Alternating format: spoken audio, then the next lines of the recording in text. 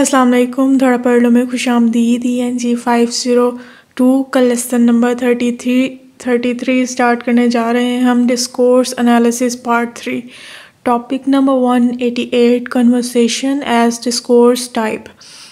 अब जी उन्होंने कह दिया है डिस्कोर्स अलग चीज़ होती है और कन्वर्सेशन अलग चीज़ होती है। कन्वर्सेशन उन्होंने कहा है कि लेस फॉर्मल टॉक को आप कह दें कि इनफॉर्मल टॉक जो होती है वो कन्वर्सेशन आप उसे कह दें।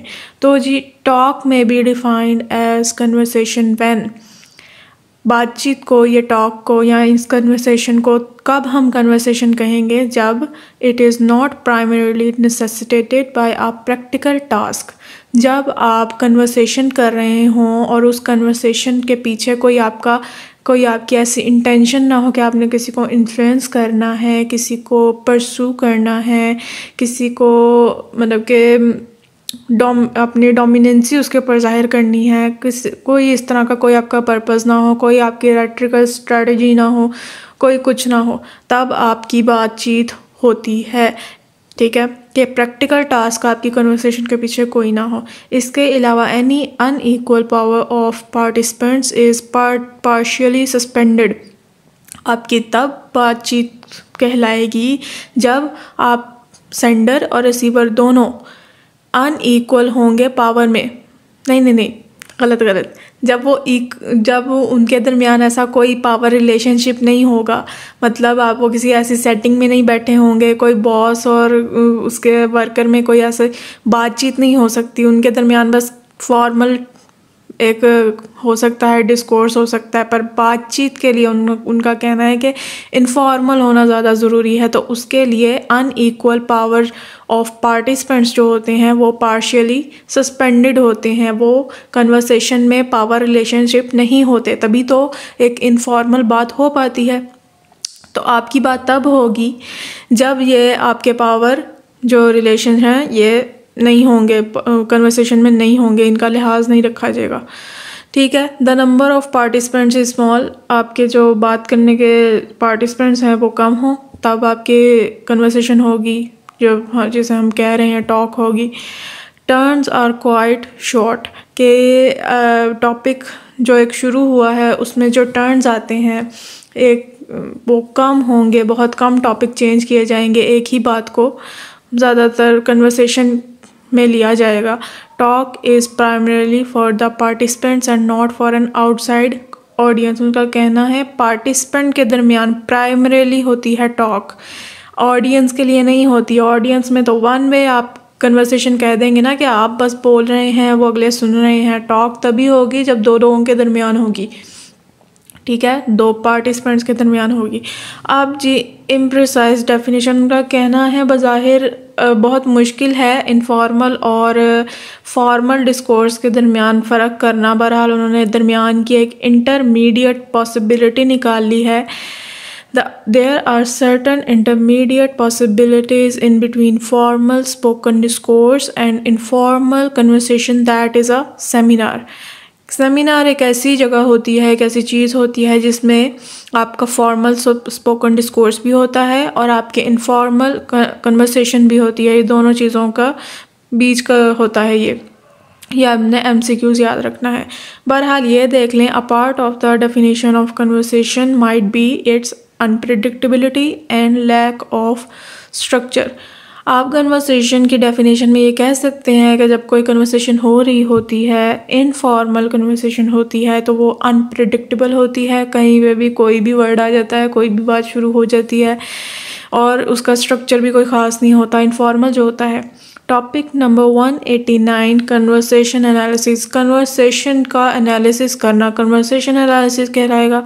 ये जी ज़्यादातर एसोसिएट किया जाता है एथनो मैथडोलॉजिस्ट की तरफ। एथनो मैथडोलॉजिस्ट कौन होते हैं? जो कल्चरल सेटिंग में उन कल्चर के लोगों की कन्वर्सेशन को एनालाइज करते हैं कि ये बंदा इस फलां कल्चर का है या ये ग्रुप इस फलां कल्चर का है, ये कैसे अपने कल्चर के मुताबिक बात करते हैं, क्या इनके लैंग्वेजेस के तौर तरीके हैं इनके कल्चर के मुताबिक।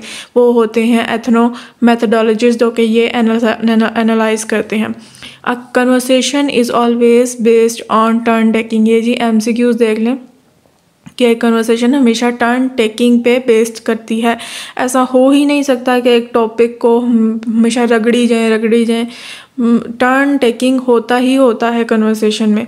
और ये एथनो मेथोडोलॉजिस्ट क्या करते हैं, ये इस चीज़ को एनालाइज करते हैं कि जो ये स्पीकर हैं वो लोकल लेवल पे कैसे एक दूसरे से बात करते हैं, उनको कब पता चलता है कि हमने कहाँ पे चुप रहना है, कहाँ पे बोलना है, ये हमारे कल्चर के मुताबिक ठीक है बोलने के लिए, ये मुनासिब नहीं है वर्ड बोलने के लिए।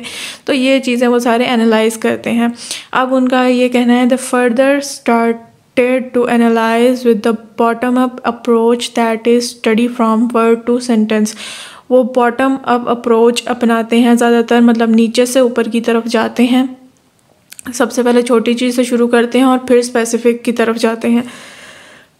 हाँ जी, तो सबसे पहले छोटी चीज़ से शुरू करते हैं और उसे स्टडी करना शुरू करते हैं। करते करते करते वो सारी लैंग्वेज को स्टडी करते हैं। Topic number 190 turn taking.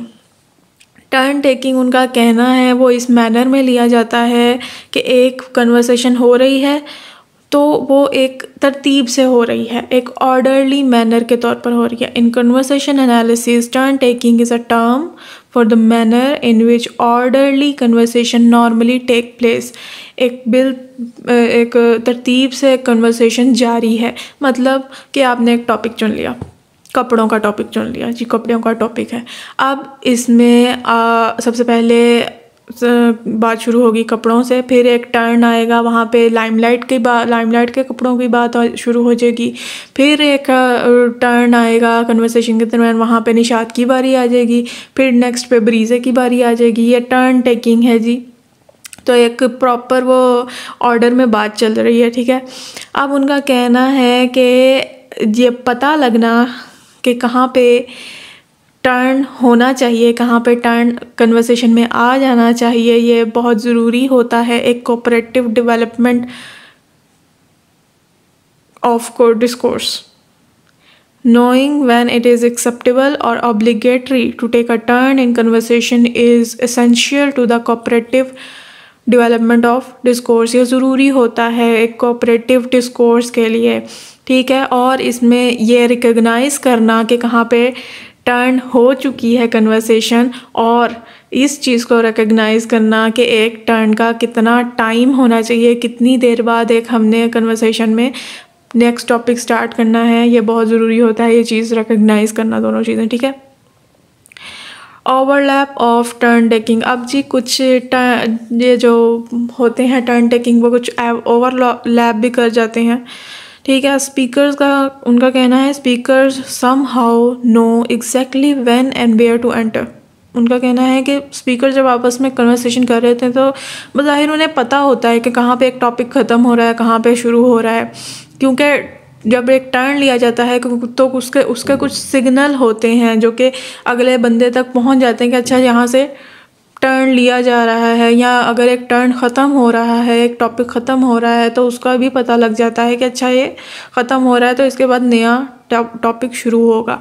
Overlap have significance. जब ओवरलैप करता है कोई टर्न तो उसके कुछ सिग्नल्स होते हैं, कुछ सिग्निफिकेंसेस होती हैं। उसकी क्या होती हैं कि अक्सर ही अगर आप एक ही टॉपिक को रगड़ी जा रहे हैं तो मे भी आपका जो दूसरा आपके जो है रिसीवर वो उकता जाए, आप उकता जाएं, या इस तरह के जो सिग्नल होते हैं वो ये जाहिर करते हैं कि आपका जो टर्न है वो ओवरलैप हो चुका है, तो मेहरबानी करें बदल दें।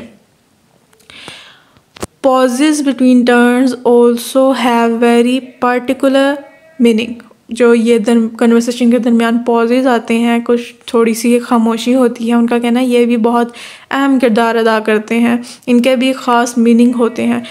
ये जी MCQs turn taking mechanisms very between cultures and between languages. ये जी टर्न टेकिंग के जो मैकेनिज़म्स होते हैं ये कल्चर्स और लैंग्वेज के दरमियान, कल्चर्स और मुख्तलिफ लैंग्वेजेस के दरमियान मुख्तलिफ होते हैं। मुख्तलिफ कल्चर्स में मुख्तलिफ रिवाज होते हैं टर्न टेकिंग के।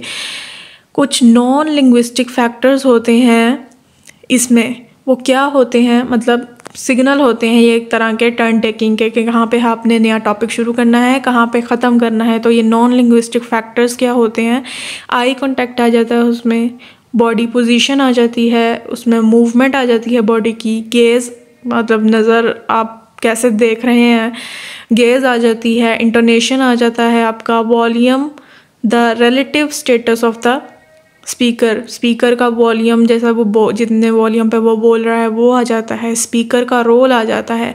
ठीक है, अब उनका कहना है कि फॉर्मल सिचुएशन में the roles can give people special rights clearly. एक फॉर्मल सिचुएशन है बॉस और उसके वर्कर के दरमियान, तो क्लियरली वहाँ पे ये आपको पता होना चाहिए कि बॉस जितने मर्ज़ी टॉपिक बदल सकता है और जितने मर्ज़ी चाहे टॉपिक को खींच सकता है। वहाँ पे एक इनफॉर्मल सिचुएशन है और the roles can give people special rights clearly, उसे स्पेशल राइट हासिल है, वो बॉस है भाई। ठीक है, topic number 191 conversational principle cooperative. Conversational principles का ये एक प्रिंसिपल है कोऑपरेटिव। सबसे पहले तो ये देख लें कि पॉल ग्रेस था एक, उसके मुताबिक उसने कहा कि 4 मैगज़िम्स हैं जिसकी बिना पे आप कोई भी लैंग्वेज इंटरप्रेट कर सकते हैं। 4 मैगज़िम उसने दिए। मैगज़िम्स ये क्या हैं कि आप जब वी एज्यूम ही और शी इज़ इंटेंटिंग टू, जब कोई बात आपसे कर रहा है तो उसे चाहिए कि बी ट्रू, वो सच बोले। इसे कहते हैं द मैगज़िम्स ऑफ क्वालिटी, आपकी क्वालिटी ट्रू होनी चाहिए। द बी ब्रीफ, उसे ना इतना लंबा होना चाहिए बात करते हुए, ना इतना वो तवील गुफ्तगू करे, ना इतनी शॉर्ट गुफ्तगू करे। Be brief. The maxim of quantity, उसकी क्वांटिटी एक रीज़नेबल होनी चाहिए। Be relevant. The maxims of relevance, वो जो बात कर रहा है वो रेलिवेंट होना चाहिए जो जिससे वो बात कर रहा है। Be clear. The maxims of manner, उसे क्लियर होना चाहिए अपने अल्फाज में, अपने मीनिंग में, अपनी गुफ्तगू में, अपने आइडिया में, जो भी वो देना चाहता है। अब ये मिसाल दी है, I hear my neighbour sing there is a cat stuck under the gate at number 67। उन्होंने कहा है कि ये जो जुमला है ये सारे चारों के चारों मैगज़िम्स रखता है। इसमें क्वालिटी भी है, क्वांटिटी भी है, इसमें रेलिवेंस भी है, इसमें मैनर भी है। ठीक है, अब उनका कहना है people do not consciously and explicitly formulate the cooperate principle. उनका कहना है ज़्यादातर लोग इसे कोऑपरेटिव प्रिंसिपल है इसे नहीं यूज़ करते अपनी कन्वर्सेशन में। ज़्यादातर cooperative principles does not fit in all situation. ठीक हो गया। अब ये MCQs है, ये कोऑपरेटिव जो प्रिंसिपल है ये यही है, ये जो 4 हैं ये यही है कोऑपरेटिव प्रिंसिपल। ठीक है, तो उनका कहना है ये हर सिचुएशन में यूज़ नहीं हो सकता, हर जुमले में यूज़ नहीं हो सकता। अब ये MCQs है, legal and scientific discourses often sacrifice the maxim of quantity to the maxim of quality. ये लीगल और साइंटिफिक डिस्कोर्सेज जो होते हैं वो अक्सर जो होते हैं उनकी जो क्वांटिटी होती है वो नहीं होती, जबकि क्वालिटी वाइज वो सही होते हैं। मतलब ऑथेंटिक चीज़ उसमें लिखी होती है, ट्रू चीज़ें उनमें लिखी होती हैं, पर क्वांटिटी नहीं होती। इतने वो सही से खुद को एक्सप्लेन नहीं कर पाते, ब्रीफ नहीं होते वो। उनका कहना है to be clear one sometimes needs to be long winded. Clear होने के लिए, अपनी बात को क्लियर करने के लिए समटाइम्स आपको थोड़ा सा स्ट्रेच करना पड़ता है लैंग्वेज को। ठीक है, topic number 192 flouting the cooperative principle. जी तौहीन कर दी कोऑपरेटिव प्रिंसिपल की। फ्लाउटिंग बेसिकली तौहीन को कहते हैं कि मतलब रूल ब्रेक कर देना, रूल के मुताबिक ना चलना, तौहीन कर देना। तो फ्लाउटिंग द कोऑपरेटिव प्रिंसिपल। अब ये एग्जाम्पल देखें, I have got millions of books in my college library. ठीक है, और my car breaks down every 5 minutes. उनका कहना है ये 2 जुमले ये इसमें ट्रुथ नहीं पाया जा रहा। कोई भी college library millions of books कैसे रख सकती है, ठीक है। और आपकी कार जो है वो हर 5 मिनट बाद ब्रेक डाउन कैसे हो सकती है, ये नहीं हो सकता।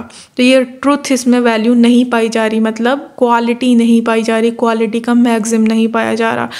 तो उनका कहना है they are perceived as figures of speech, hyperbole and a way of making the point more forceful rather than it lies. उनका कहना है कि ये इस तरह के जो जुमले बनाए जाते हैं इन्हें फिगर्स ऑफ स्पीच कहा जाता है, मुबालगा आराई कहा जाता है, और किसी भी अपने पॉइंट को ज़्यादा फोर्सफुली क्लियर करने को ऐसे इसलिए बोला जाता है ये, ठीक है।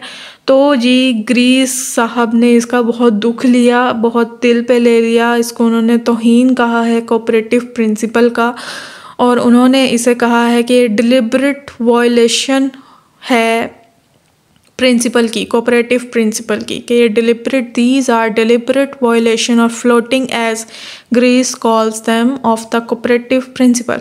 अब ये कौन कौन से हैं? Metaphor, irony, sarcasm. मेटाफोर जो आप बना देते होते हैं, आयरनी जो आप कर देते हैं, मतलब तंजिया जुमले भी इसमें आ जाते हैं कि भाई आप वैसे नहीं बयान कर रहे अपने जुमले को जो एग्जैक्टली है उसका मीनिंग, ठीक है।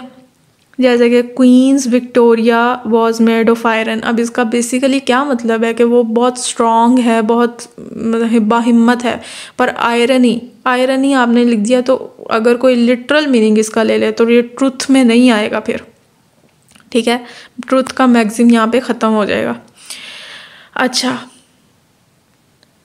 अब उन्होंने कहा है इस तरह के जुमले को हम इंटरप्रेट करते हैं as deliberate floating of the charge to be true. हम इसको इस तरह बोल देते हैं, बजाय कि उसे झूठा कहने के या अनट्रुथ कहने के, हम उसको ये कह देते हैं कि ये deliberate floating of the charge to be true है, ठीक है। Children and foreign language learners sometimes take figures of speech literally. यही कि आप जब कोई दूसरा लैंग्वेज सीखता है तो वो इस तरह के जुमलों को अक्सर ही लिटरली ले लेता होता है, उसे नहीं समझ आती इसके पीछे की बात की, क्योंकि वो फ़ॉरेन होता है। अब उनका कहना है कि खाली क्वालिटी के मैक्सिम को यहाँ पे नहीं उसकी तौहीन की गई, दूसरे मैक्सिम्स की भी की गई है। जैसे क्वांटिटी मैक्सिम्स में आ जाता है क्रिएटिंग प्रोलिक्सिटी और टर्सनेस। क्रिएटिंग प्रोलिक्सिटी क्या होता है कि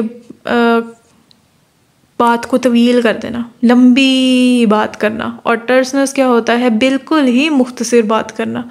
ब्रीफ, हमें इसमें तो ब्रीफ का चाहिए ना, क्वांटिटी में ब्रीफ आता है कि आप ब्रीफ हो, ना इतने लंबा बात करें ना इतनी छोटी बात करें, आप बस एक फेयर अमाउंट ऑफ आपकी हो वर्ड्स।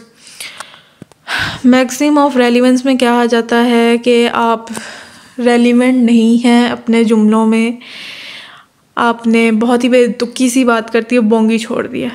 मैक्सिम ऑफ मैनर क्या है? As in the case of puns, के वहाँ जो ये अक्सर पहेलियाँ होती हैं ये क्लियर नहीं होती ना, तो ये जो ऐसे जुमले होते हैं उसमें इनकी ये मैक्सिम्स ऑफ मैनर की वायलेशन की जाती है, ठीक है।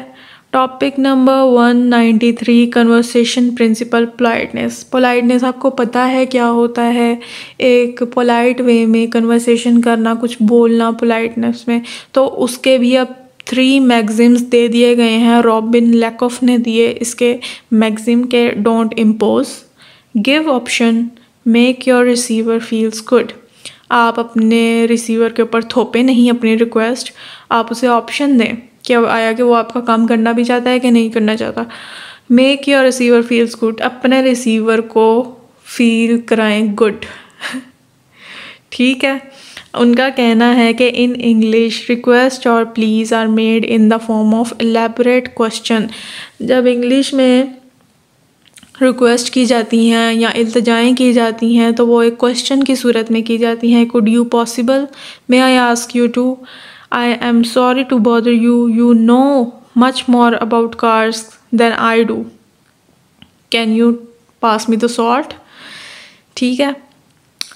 अब उनका कहना है कि जो आपके कोऑपरेटिव प्रिंसिपल्स हैं ना, और ये जो आपका पोलाइटनेस प्रिंसिपल आ गया है, ये एक दूसरे से कॉन्फ्लिक्ट करते हैं, ये एक दूसरे से मुखालफत करते हैं। जैसे कि how is my new hair style, कोई आपसे पूछे कि how is my new hair style.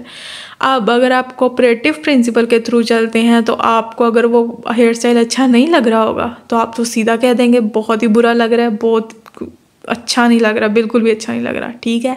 इसमें आप सीधा सीधा करके ट्रुथ बोल देंगे। पर पोलाइटनेस में आप जब आ जाते हैं तो आप उसे अच्छा फील कराने के लिए कह देंगे कि भाई अच्छा लग रहा है, खुश हो जो, ठीक है। तो पोलाइटनेस और आपके कोऑपरेटिव प्रिंसिपल एक दूसरे से नाराज़ हैं और इस चीज़ को लोगों को भी इसको चीज़ को पता है और वो इसको अ वाइट लाई के तौर पर रिकग्नाइज करते हैं, एक सफ़ेद झूठ, ठीक है। चलें जी, इसी के साथ हमारा लेसन ख़त्म। अपना ध्यान रखें, दुआ में याद रखें। अल्लाह हाफिज़।